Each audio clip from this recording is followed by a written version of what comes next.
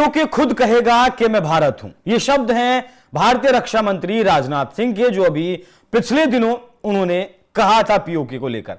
हालांकि ऐसा नहीं है कोई पहली बार कहा गया था, उससे पहले भी कई बार वो इस बात को कह चुके हैं कि पीओके में लोग जो पाकिस्तान अधिकृत कश्मीर है और जो पाकिस्तान का शासन वहां चलता है, लोग उससे तंग हैं।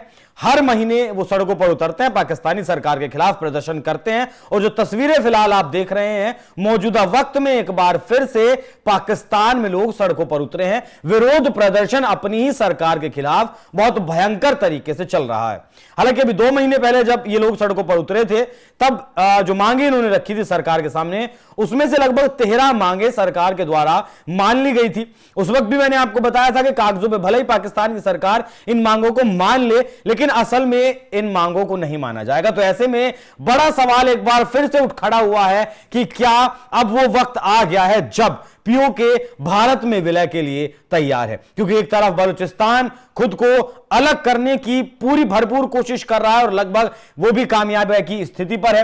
खैबर पख्तूनख्वा भी अपनी लड़ाई लड़ रहा है। ऐसे में क्या पीओके के लोगों के लिए ये स्वर्णिम अवसर होगा, सुनहरा मौका होगा। सबसे पहले मैं आपको सुनवाता हूं कि किस तरीके से पाकिस्तान अधिकृत कश्मीर में आजादी के नारे लग रहे हैं और फिर ये जो प्रोटेस्टर्स हैं, जो लोग सड़कों पर उतरे हुए हैं, वो क्या कह रहे हैं, सुनवाइएगा जरा।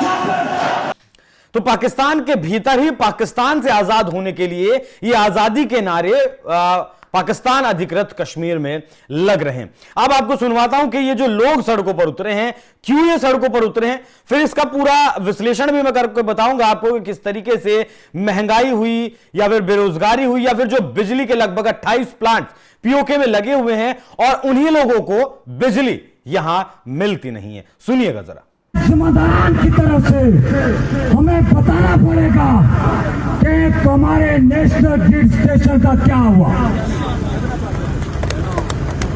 आप सारे इस मामले की तारीफ करते हैं, सारे तारीफ करते हैं। हम ये समझते हैं कि हमारी बिजली 4000 मेगावाट पैदा होने वाली बिजली और हमारी जरूरत सिर्फ 10% है, 400 मेगावाट बिजली की कीमत। हमारी ये लोड शेडिंग, हमारे ग्रिड स्टेशन, हमारे हाइड्रो प्रोजेक्ट, इन सारे मसलों का मुस्तकिल हल उसी सूरत में हो सकता है कि जब हमारा रियासत का एक खुद मुख्तार आजाद हुकूमत के ज़ेरे कब्जा ग्रिड स्टेशन कायम होगा। आज चूंकि हमारा एहतियाज स्पेशली बिजली के हवाले से है, तो अब हमारे मुतालबात में ये शामिल है। आपको वाज़ह करना पड़ेगा कि हमारे ग्रिड स्टेशन के हवाले से क्या इक़दाम किए गए और क्या इक़दाम किए जाएंगे। मैं ज़बानी यकीन दानी की बुनियाद पे हम वापस नहीं जाएंगे। दूसरी अहम बात जो शायद हुकूमती आजाद कश्मीर के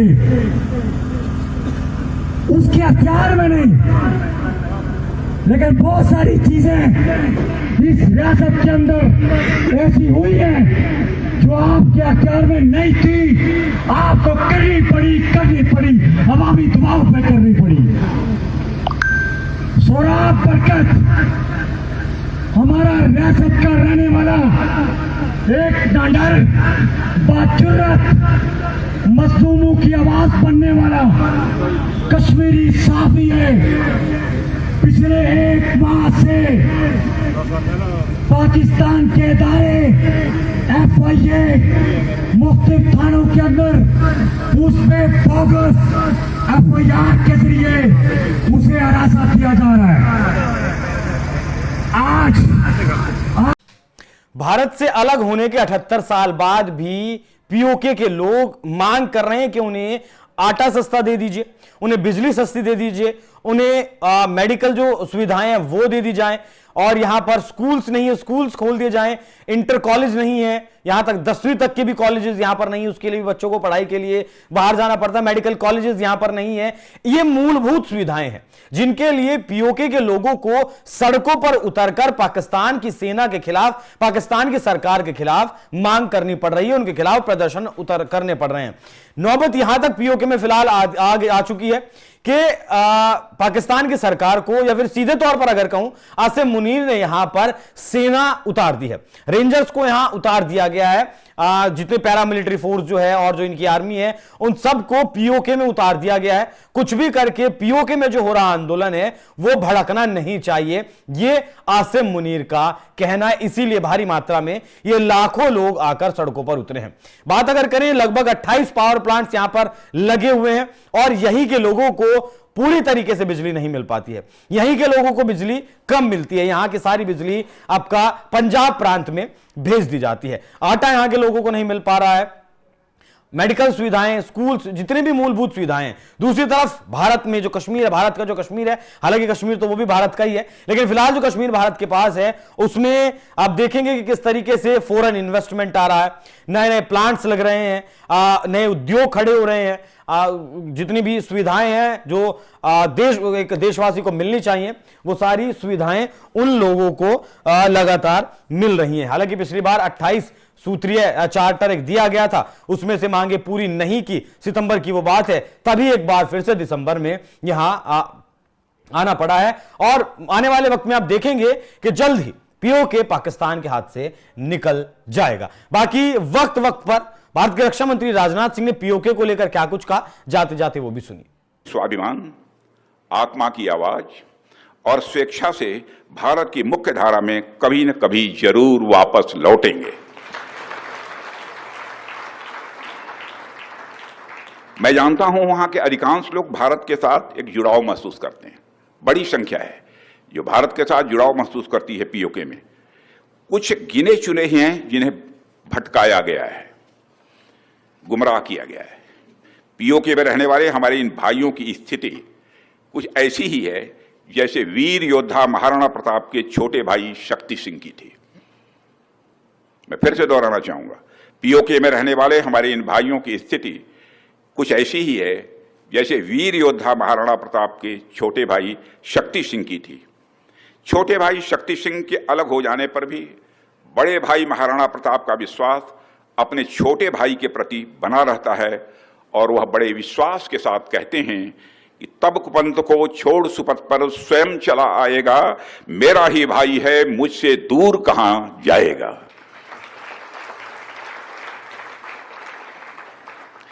भारत हमेशा ही दिलों को जोड़ने की बात करता है और हमें विश्वास है कि प्रेम, एकता और सत्य के मार्ग पर चलकर वह दिन दूर नहीं जब हमारा ही अंग पीओके स्वयं लौटकर कहेगा, मैं भारत हूं, भारत ही हूं, मैं वापस आऊंगा।